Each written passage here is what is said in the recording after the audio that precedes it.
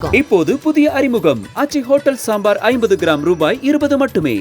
Don pictures Akash Bhaskaran தயாரிப்பில் சுதா கங்குரா இயக்கத்தில் சிவகார்த்திகேயன், ரவி மோகன், அதர்வா, ஸ்ரீலீலா நடிக்கும் பராசக்தி ஜனவரி 10 முதல் திரையரங்குகளில். லட்சக்கணக்கான குடும்பங்கள், கோடிக்கணக்கான கனவுகள். தமிழ்நாடு அரசு ஒவ்வொரு குடும்பத்திடமும் கேட்கின்றது, உங்க கனவை சொல்லுங்க.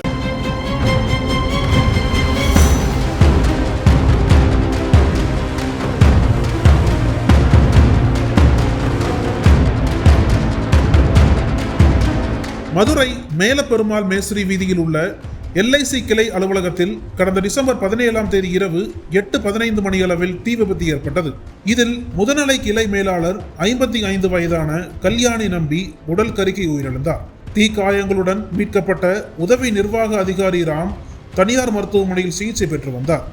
முதலில் மின்கசிவு காரணமாக விபத்து என்று கருதப்பட்டது. ஆனால் திலகர் திடல் காவல் நிலைய போலீசார் நடத்திய விசாரணையில் கொலை என்ற அதிர்ச்சி உண்மை வெளியானது. கல்யாணி நம்பி மே 2025 திருநெல்வேலியில் இருந்து பணி உயர்வு பெற்று மதுரை LIC கிளைக்கு வந்தார். அலுவலகத்தில் 1.5 ஆண்டுகளாக பணியாற்றிய ராம் மீது ஆவண முறைகேடு, பாலிசி இழப்பீடு தொடர்பான சந்தேகம் எழுந்துள்ளது. கல்யாணி நம்பி நேர்மையான அதிகாரியாக இருந்ததால் ராமிடம் தொடர்ந்து விசாரணை நடத்தினார். ராம் சில ஆவணங்களை பெட்ரோல் ஊற்றி எரித்துக் கொண்டிருந்தார். கல்யாணி நம்பி அதை பார்த்து தனது மகன் லட்சுமி நாராயணனுக்கு போன் செய்து போலீசுக்கு போன் பண்ணு என்று பதற்றத்துடன் கூறினார். அழைப்பு துண்டிப்பானது. ஆத்திரமடைந்த ராம் பெட்ரோலை கல்யாணி மீது ஊற்றி தீ வைத்தார். கதவை பூட்டி வெளியேறினார்.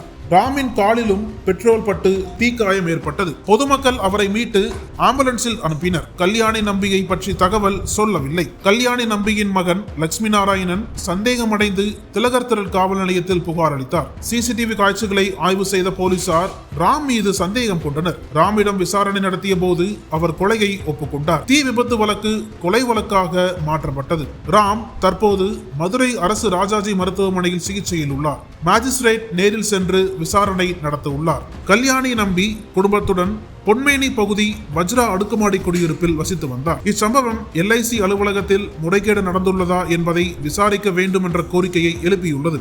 போலீசார் தீவிர விசாரணை நடத்தி வருகின்றனர். இது தமிழகத்தில் பெரும் அதிர்ச்சியை ஏற்படுத்தியுள்ளது.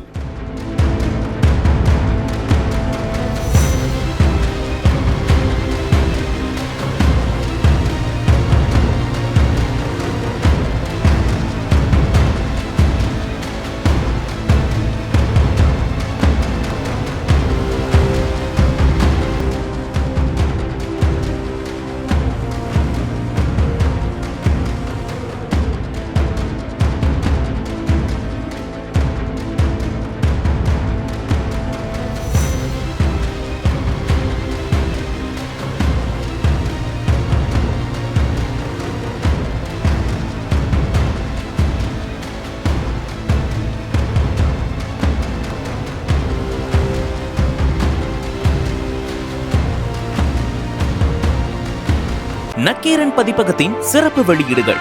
கைதி எண் 9658, இந்திய எதிர்ப்பு போராட்ட வரலாறு பாகம் 1 மற்றும் 2, தீ பரவட்டும், திராவிட மாடல், சங்க காலம் முதல் ஸ்டாலின் காலம் வரை, பாரியின் வழித்தோன்றல், கலைஞர், மனங்களும் மனிதர்களும். இவை வெறும் புத்தகங்கள் அல்ல, தமிழ் உணர்வு, போராட்ட வரலாறு, சமூக நீதி மற்றும் மனித மனதின் உண்மைகளை தேடுபவர்களுக்கான பொக்கிஷங்கள்.